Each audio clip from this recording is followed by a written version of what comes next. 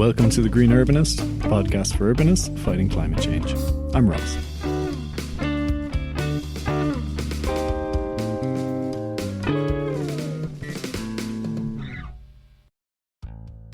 Hello everyone, welcome to this episode.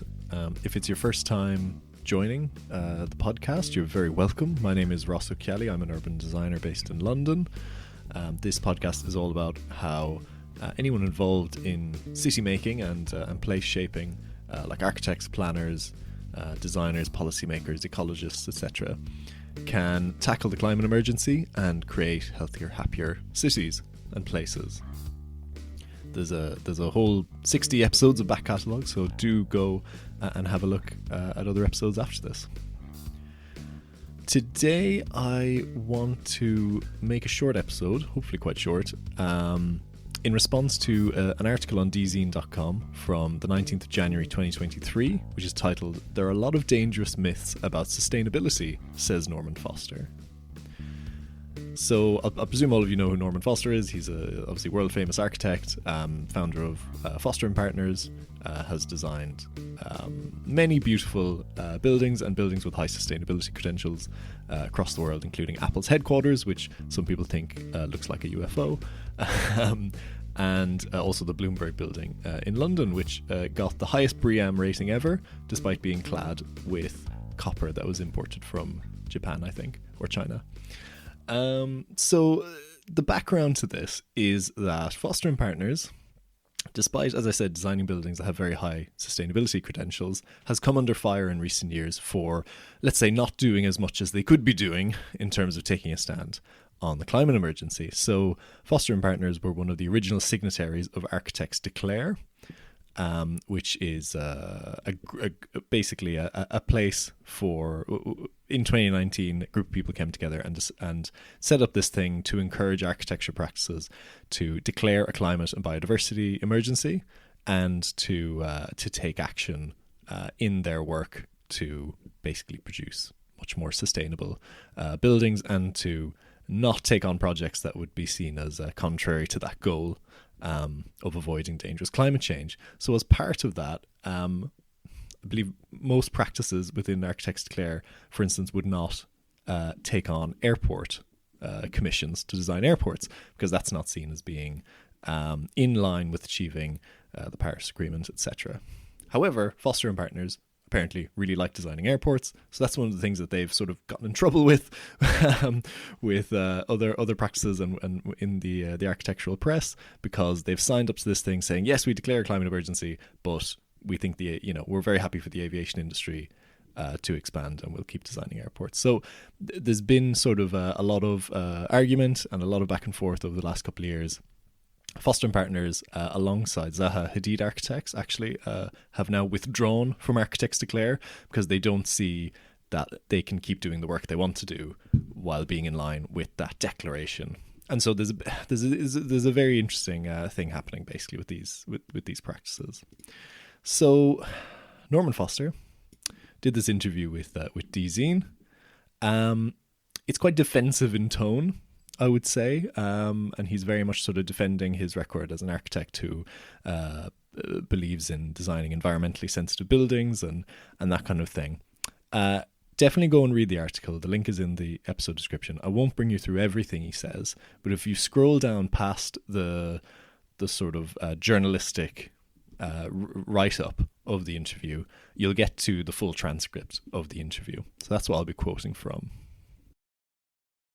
So at this point, I just want to make clear, because I know there's probably some people from Fosters & Partners or who are associated with that practice who are listening to the podcast. And I just want to make clear that I'm not, this episode is not meant as an attack on you.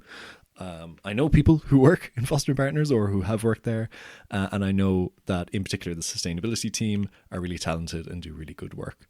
So I'm really just focusing in on this particular interview and on the things that were said by Sir Norman Foster and fact-checking those for the benefit of listeners who maybe have read it and thought, is that right? That doesn't sound right. So yeah, just as a word of warning, it's not meant as a personal attack, so I really hope people don't take it like that. Okay, there's 3 points in particular I want to pick up on. What he talks about in this interview, he mentions quite a lot of stuff that is pretty controversial. He mentions some stuff that at first reading doesn't seem to make any sense. And he mentions stuff that is directly contrary to, I suppose, what has become the accepted sort of wisdom within the built environment profession around sustainability. So let's get into this. Let's have a look. I'm going to fact check Sir Norman Foster. Just for, because there's been a lot of controversy about this. I'm not thinking for a second that I know more than this guy who has been designing buildings for decades. I'm not saying that. But I do have access to a search engine and the internet. So it's quite easy to fact check some of the things he says. So I'm doing this for you. Okay, the first thing is they have a discussion around designing airports. So just as I said, Foster and Partners have been continuing to design airports. The interview is pressing him gently about this and saying, well, why do you think this is kind of still okay to be doing? So here's a quote from Norman Foster. He says, "If we look at the contribution to global warming, air travel is minuscule compared with so many other sectors of shipping, ground transport and agriculture. That's not in any way to denigrate the importance of reducing that aspect." And he goes on to say, like, for instance, we're not stopping to design agricultural buildings, because agriculture has a high footprint. So that's his point, that aviation is a very, very small percentage of global greenhouse gas emissions, and therefore, it's pretty much fine to keep designing airports. So, fact check on this. Depending on your definition of the word minuscule, this is broadly correct. Aviation is only responsible for 2.5% of global greenhouse gas emissions. A bit of climate science here. Planes obviously emit their emissions very high in the atmosphere, where it has a higher impact, a higher level of heating compared to if they were emitted at ground level. That's called radiative forcing. And so you can say that aviation has an equivalent effect of like 3.5% of global emissions. So just for argument's sake, let's say the aviation industry is about 3% of global greenhouse gas emissions. Compare that to road transport, which is about 13%, 1-3. And yes, what he's saying is broadly correct, that air travel is much less compared to, say, ground transport or agriculture. However, I find this slightly disingenuous. So part of the reason I think why there's so much focus on air travel is because it's what you would call a hard to decarbonize industry. There's no clear pathway for net zero aviation in sight. We don't have alternative fuels. We don't have electric planes of any size that is useful. And so that's why people like architects declare and scientists and other people call for the only known solution to reducing the aviation industry's emissions, which is to reduce demand, to reduce the amount of flying that happens. Part of that obviously would involve not expanding the aviation industry beyond what it already is as a minimum. And that's why people are also calling for don't expand Heathrow, etc. Don't upgrade the airports for more runways to get more traffic. We don't want that. Now, unfortunately, the as an aside, the UK government is actually planning to expand aviation by something like 70% by 2050. And they're sort of saying, fingers crossed, we'll get some alternative net zero fuels and that will all just go away. But right now, we don't have any clear net zero pathway for this industry. So what we would need to do, if globally we want to get to net zero carbon, which we do, is to just totally offset aviation. Now you might say, well, it's only 3%, can't be that hard. But that's 3% of a very, very large number. So it's still 1 billion tons of CO2 per year.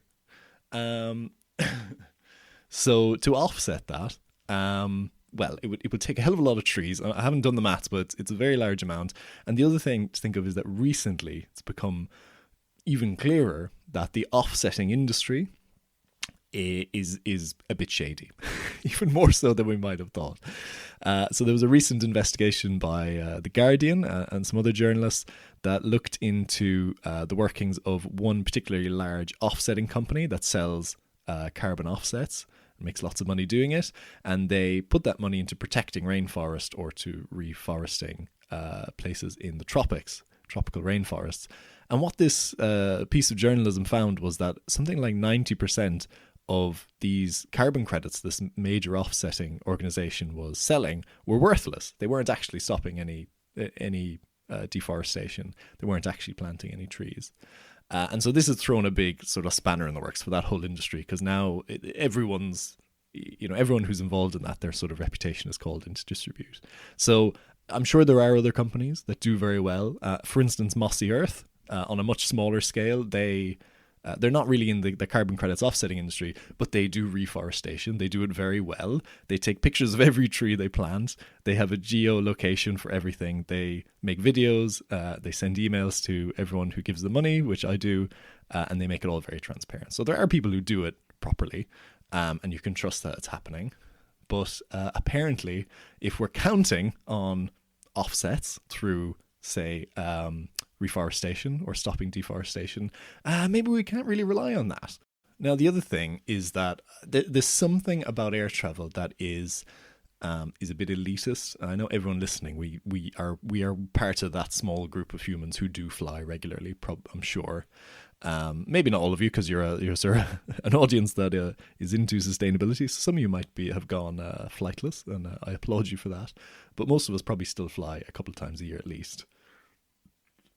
I posted on my Substack blog recently that a quote that I found, that something like only 6% of the human population has flown on a plane. And I've seen a more recent figure that says it's at most 20%. So, more than 80% of the human population, billions of people, do not fly, and they don't contribute to that 1 billion tons of carbon emissions or greenhouse gas emissions that goes into the atmosphere every year. That's us. That's people, the wealthy people, people who are frequent business travelers, also people, who have private jets, of course, who have higher emissions related to that. So it's a disproportionately wealthy source of emissions. So that's why it also feels, and they're luxury emissions for the large part. Like, it's not essential travel, most air travel. And so that's why there's this feeling like, should we really be building more airports to luxury resorts in Saudi Arabia? Like, is that a good use of the limited carbon budget we have to 2050?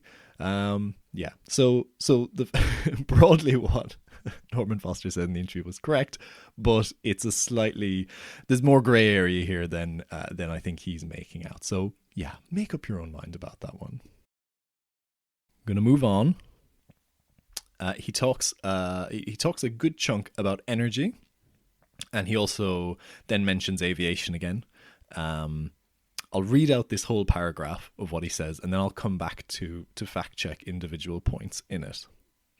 So he says, but if we come to energy, just look at the statistics for mortality for deaths. Nuclear is far and away the safest, taking every catastrophe that has happened. It's by a huge margin. We're talking literally a few hundred compared to hundreds of thousands. And what is regarded by its detractors as its greatest problem is actually its greatest strength. We cannot control the billions of tons of dirty gases which go out into the atmosphere and kill an estimated 10 million people, mostly kids, through poor air quality. It's a minuscule amount compared with that, and it's totally controllable. If we have an abundance of clean energy, you can address the issues of slums, where a significant portion of humanity, 1 billion people, don't have sanitation, access to power and clean water. With the generosity of clean energy, you can convert seawater to jet aviation fuel. So overnight, without any changes to the hardware, the engines, the whole fleet of aircraft can go green. In that process, you are decarbonising the oceans, because the oceans are a significant carbon sink. So you're de-acidifying the oceans. It's a win-win situation. Which is a rather long-winded explanation of why eventually we did withdraw from Architects Declare. End quote. Okay, so there's a lot in there. There's a lot of little bombs that he dropped in there in that paragraph. I'm going to take them one at a time. So the first thing he goes on this advertisement for nuclear. So he's obviously a big fan of nuclear, and he thinks that is the way forward. He says nuclear is far and away the safest. form of energy. I presume, and then he goes on to say that if you compare that to all the dirty gases that kill 10 million people, mostly kids, through poor air quality, I presume he's talking about greenhouse gases. And that figure of 10 million people, yes, roughly 10 million people every year globally die of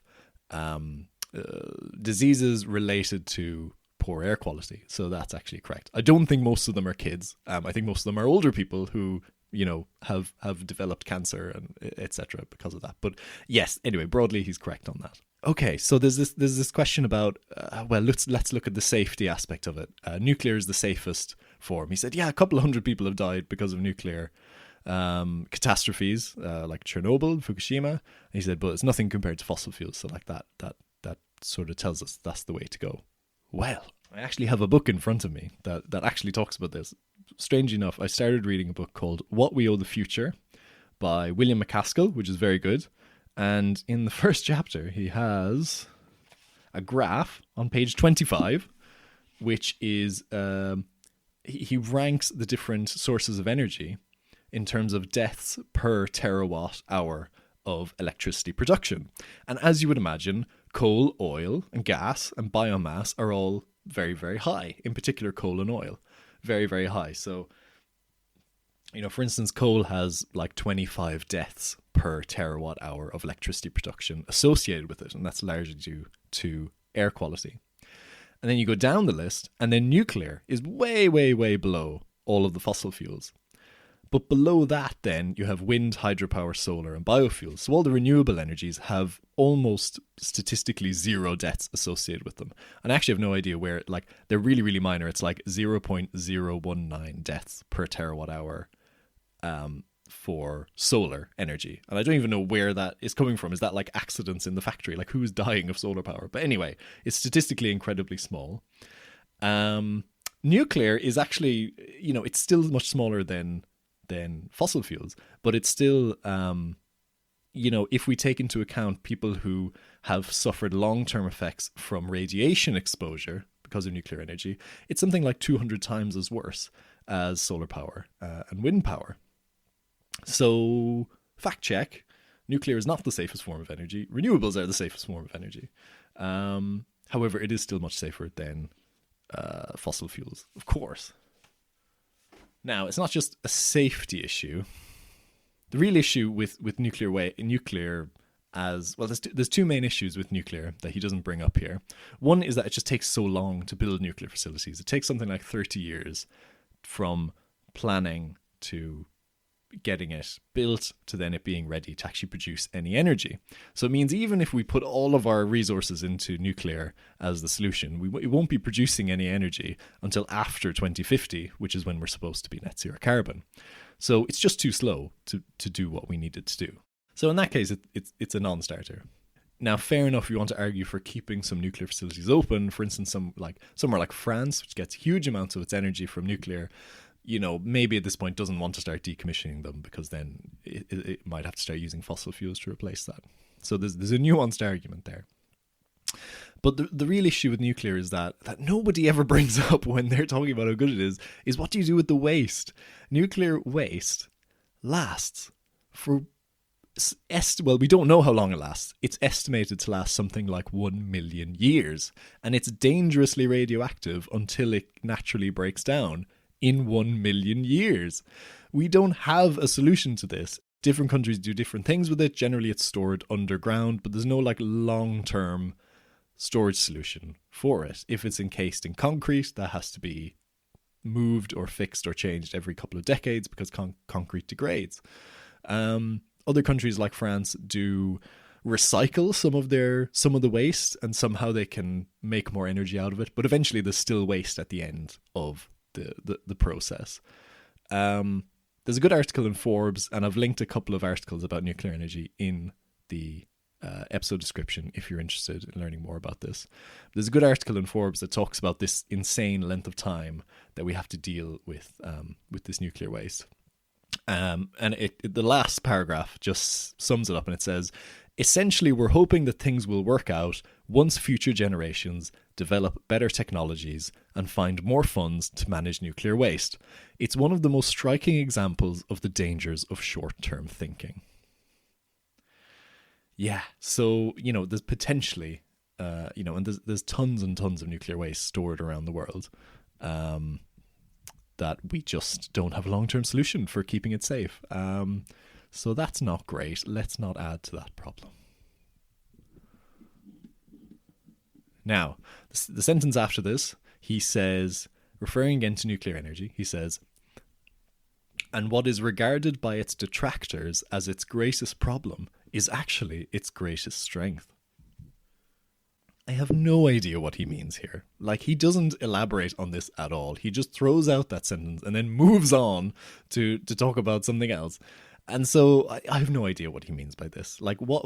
There's so many bad things about nuclear. What could he be thinking of?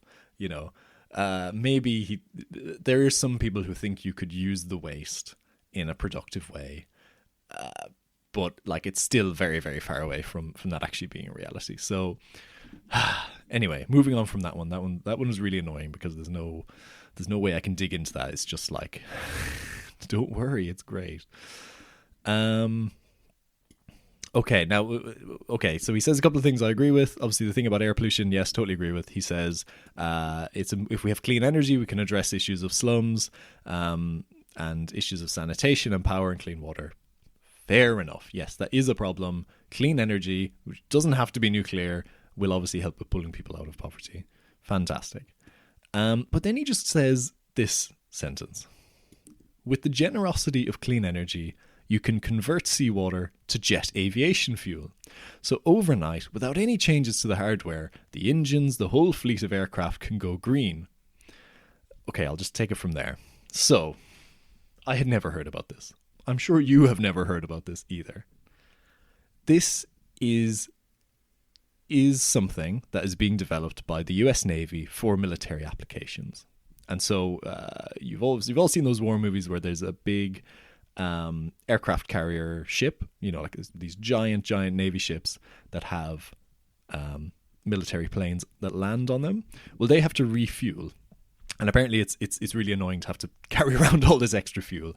And so they thought, wouldn't it be amazing if we could suck up seawater, which is all around us because we're on a freaking boat, extract the carbon, which is dissolved in seawater, turn that into a fuel, a hydrocarbon fuel, pump it into the planes, and off we go again to bomb some country. So they've been working on that for at least 10 years, because I found an article in the Smithsonian magazine from 2014 where they talk about how they've sort of hit this breakthrough, and they said, yes, we have like proof of concept, we know this is possible. So it's been sort of 10 years, and I'm seeing more articles that are saying the same thing, basically, like, yep, we're still working on this, looks really promising, but like only in military applications, like not ready for civilian use or for mass rollout. So there's no route to market with this, and there's no idea of mass adoption with this anytime soon. Like, maybe in a few decades. Obviously, I don't know what's going on in research laboratories. They're looking at this, like, maybe they're right on the cusp of this just exploding. Hopefully not literally. So maybe in a few years, maybe in a few decades, this could happen. But I mean, I just want to like bring to life for you the amount of incredible infrastructure that would need to be built for this to replace jet fuel as a green energy source. So I did some quick maths.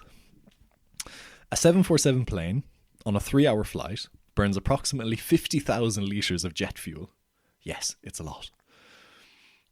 Okay, so apparently, according to what they say in this Smithsonian Magazine article, you would have to process 1 million cubic meters of seawater to get 50,000 litres of jet fuel, because obviously, you're not using all the seawater, you're taking it, you're extracting out the carbon, and then you're processing that somehow, and then shooting the rest of that seawater back into the sea. 1 million cubic meters is the same volume as the Empire State Building. It is an enormous amount of water, and that's for one 3-hour flight.